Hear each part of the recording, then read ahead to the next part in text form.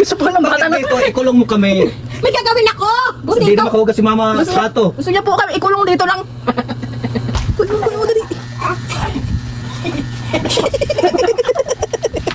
Dalawa pa! Kayo po pa! Pakiramdam na rin. Upo daw, upo. Upo. Upo daw, upo. Matatanda kayo.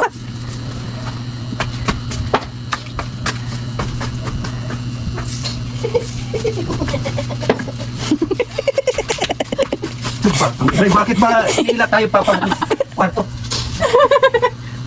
Ano gagawin mo sa amin dito? Bilisan mo. Nauli ako. Ayan pa. Susunod ka dalawa.